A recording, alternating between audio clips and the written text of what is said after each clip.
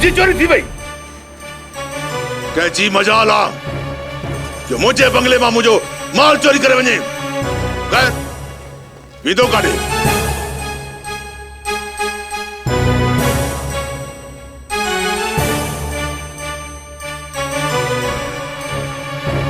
सूबेदार मुझी चोरी थी वही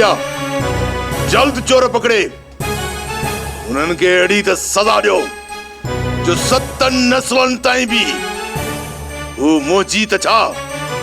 पर मुझे गोठ जे कंहिं बि माण्हू जी चोरी करण जो सोचे भी न सघनि छा सम्झी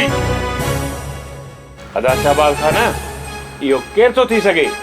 जंहिं असांजी चोरी कई आहे कमदार अहिड़ो केर पैदा थियो आहे जंहिं असांजी चोरी कराई आहे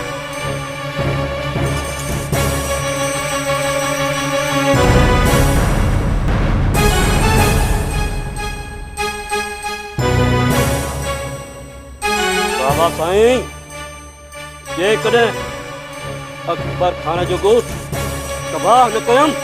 त पोइ मुंहिंजो नालो शेर दिल न आहे शेर दिल अदा शहबाज खान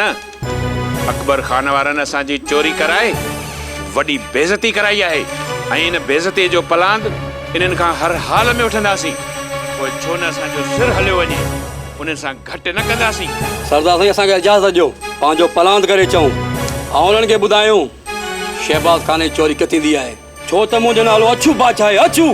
शायदि असांजे ॻोठ जे लोफरनि खे असांजी ताक़त जो अंदाज़ो नाहे इन्हनि खे अहिड़ी सज़ा ॾिबी सॼी उमिरि यादि कंदा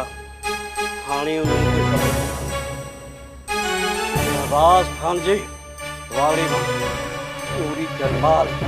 तमामु महांगो पवंदो बाबा साईं महांगो पवंदो ऐं उन्हनि खे सॼो हिसाब ॾियणो पवंदो तव्हां बेफ़िक्र थियो बाबा साईं अहिड़ी तबाही मचाईंदुसि सॼी उमिरि यादि कंदा हा शेर दिल हा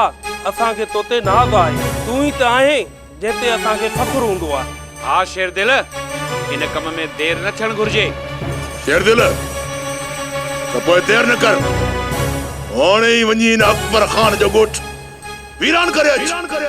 बाबा साईं शेर दिल तव्हांखे कॾहिं बि नाव में ऐं तव्हांजा दुश्मन मारे मटंदो तव्हां बेफ़िक्र रहो